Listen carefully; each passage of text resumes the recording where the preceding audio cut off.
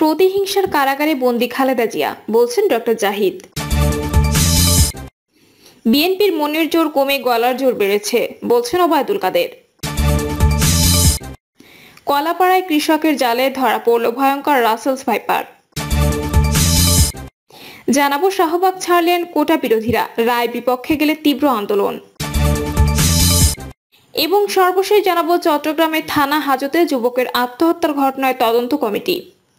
শুনছিলেন সংবাদ শিরোনাম, এবারে বিস্তারিত। প্রতিহিংসায় কারাগারে বন্দী খালেদা জিয়া, বলছেন doctor Zahid.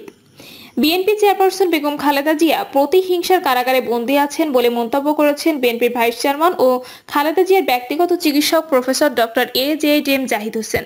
Doctor AZM Zahid Hossain বলেন, বেগম খালেদা জিয়াকে দেশের বাইরে চিকিৎসা নিতে দেওয়া হচ্ছে না। পরিবার ও দল থেকে বারবার আবেদন করার পর সরকার কোনো কথা শুনছে না। প্রতিহিংসার আগুনে জ্বলছেন তিনি। আইনের নয়, প্রতিহিংসার কারাগারে আবদ্ধ বেগম খালেদা জিয়া। সবাই ঐক্যবদ্ধভাবে এখনই তাকে মুক্তির জন্য আন্দোলনে নেমে পড়তে হবে।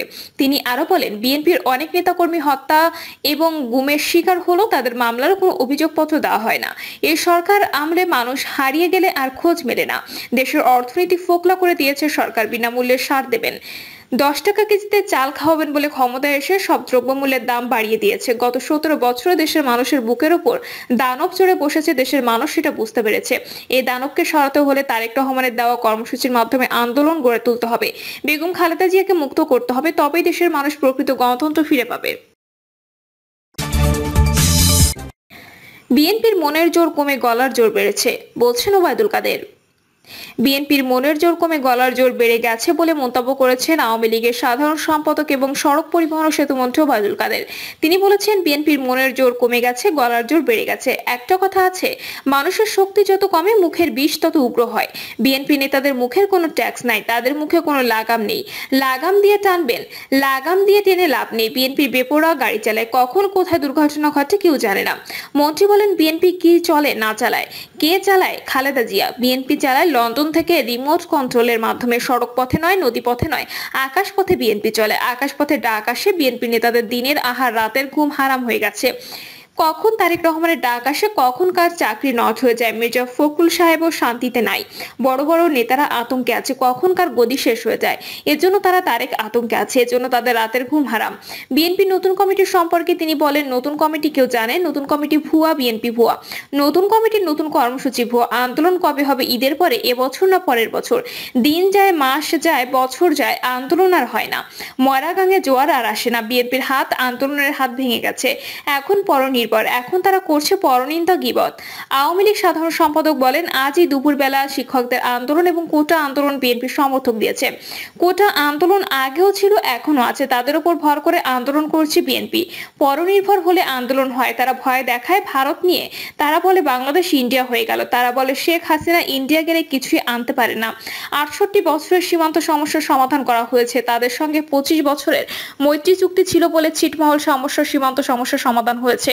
গঙ্গা নদীর পানি আমরা বুঝে পেয়েছি। ওবায়দুল কাদের বলেন, খালেদা জিয়া 3000 জামদানি শাড়ি নিয়ে ইন্ডিয়া গেছেন।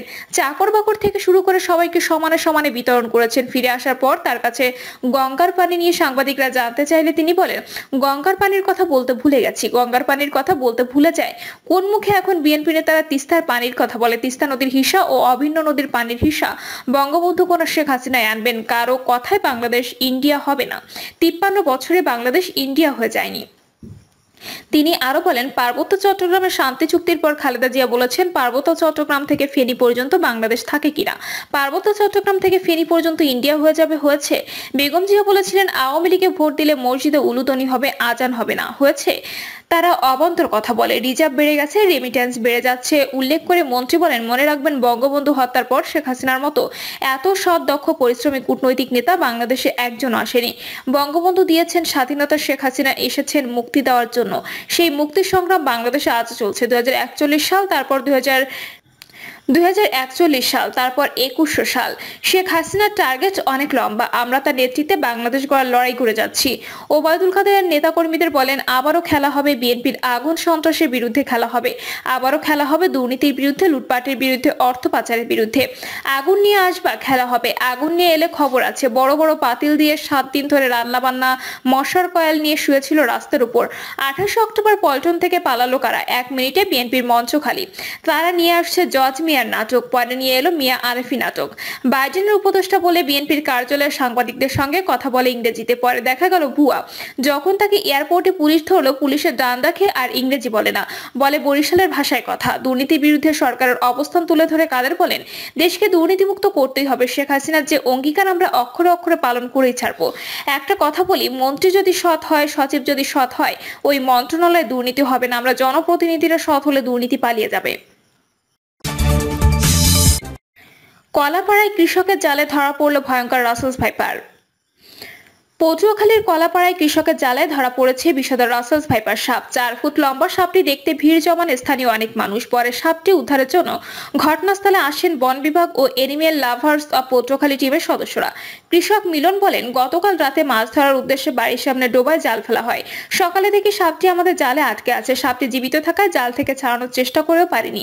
এরপর বন বিভাগ ও এনিমেল লাভার্সের সদস্যদের খবর দেওয়া হয়। সাপটি দেখতে আসা কাউসার পঞ্চায়েত নামের একজন বলেন, এই প্রথমবার রাসেলস ভাইপার সাপ দেখলাম। এর আগে সামাজিক যোগাযোগ মাধ্যমে এই সাপের ছবি দেখেছি। এটি একটি বিষাক্ত সাপ। আমাদের এলাকায় এই সাপ এখন প্রায় দেখা যাচ্ছে বলে শুনেছি। এই ঘটনায় আমরা কিছুটা আতঙ্কিত। লতাচাপলি ইউনিয়নের তুলাতলি গ্রামের মোহাম্মদ রুবেল হোসেন বলেন, আমরা মনে করেছিলাম রাসেলস ভাইপার হয়তো আমাদের এলাকায় নেই, তবে বাড়ির পাশে রাসেলস ভাইপার সাপ দেখে হতবাক হলাম। অনেকে সাপটিকে এক নজর দেখতে এসেছে। রাসেলস ভাইপার সাপ আমাদের এলাকায় ছড়িয়ে পড়ার শঙ্কা রয়েছে। এ বিষয়ে অ্যানিমালস লাভার অব পটুয়াখালী সদস্য বাজিদ মুন্সি বলেন, আমাদের একটি টিম ঘটনাস্থল থেকে সাপটি উদ্ধার করার জন্য ইতিমধ্যে রওনা দিয়েছে। আমরা সবাইকে সাপ দেখে আতঙ্কিত না হয়ে আমাদের অথবা বন বিভাগকে খবর দেওয়ার অনুরোধ জানাচ্ছি। সাপে কাটলে নিকটস্থ সরকারি হাসপাতালে যাওয়ার জন্য অনুরোধ করা হলো। সাপ আসলে আমাদের জীবন বৈচিত্র্যের জন্য অনেক উপকারী বন্ধু। সাপ বাস্তুতন্ত্রে গুরুত্বপূর্ণ ভূমিকা রাখে।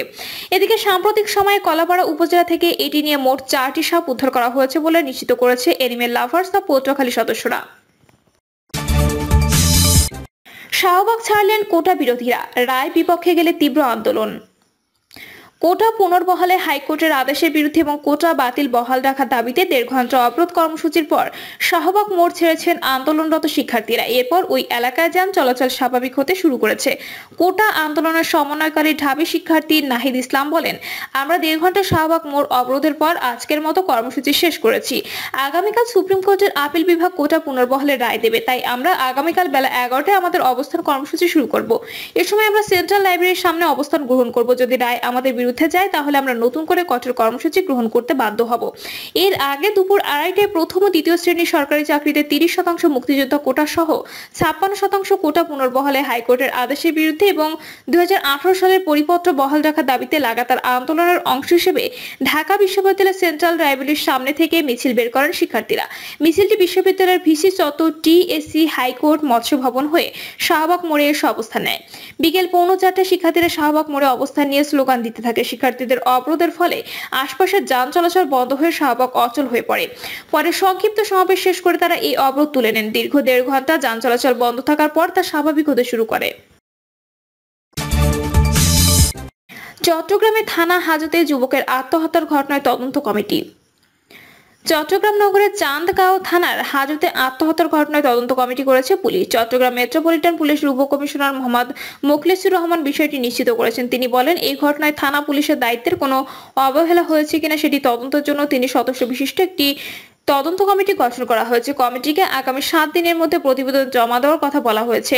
কমিটির সদস্যরা হলেন অতিরিক্ত উপকমিশনার, সহকারী কমিশনার ও ওসি। পাঁচলাইশ থানার ভারপ্রাপ্ত কর্মকর্তা সন্তোষ কুমার চাকমা বলেন, তদন্ত কমিটিতে আমাকে রাখা হয়েছে বলে শুনেছি। পুলিশ জানিয়েছে, জুয়েল চান্দগাঁও থানার খেজুরতলা এলাকার আব্দুল মালেক ওরফে আব্দুল মাবুদের ছেলে। কোতোয়ালি থানায় দায়ের হওয়া একটি মামলায় আদালত থেকে জারি হওয়া পরোয়ানার ভিত্তিতে তাকে গ্রেপ্তার করা হয়েছিল। তার বিরুদ্ধে মোট 7টি মামলা বিচারাধীন রয়েছে। এদিকে আত্মহত্যা সংক্রান্ত একটি সিসিটিভি ফুটেজ হাতে আসে ঢাকা পোস্টের, যেখানে দেখা যায় থানা হাজতে জুয়েল একা ছিলেন। হাজতের সামনে কোনো পুলিশ সদস্যকে দেখা যায়নি। ভোর 6:22 দিকে জুয়েল তার পরনে থাকা শার্ট খুলে ফেলেন। এরপর এটি হাজতের লোহার শিকের সঙ্গে পেঁচিয়ে দড়ি বানান। হাজতের ভেতরে থাকা বাথরুমের দেয়ালে উঠে রশি ভেন্টিলেটরের সঙ্গে লাগিয়ে গলায় ফাঁস দেন। চান্দগাঁও থানার ভারপ্রাপ্ত কর্মকর্তা জাহেদুল কবির বলেন, অতিরিক্ত জেলা ম্যাজিস্ট্রেটের উপস্থিতি মর্দের সুরতহাল প্রতিবেদন তৈরি করা হয়েছে। এরপর ময়নাতদন্ত শেষে অপমৃত্যু মামলা দায়ের করা হবে। প্রিয় দর্শক, এই ছিল এখনকার সর্বশেষ সংবাদ। আপডেট সব সংবাদ পেতে চ্যানেলটি সাবস্ক্রাইব করে বেল আইকনটি ক্লিক করে রাখুন।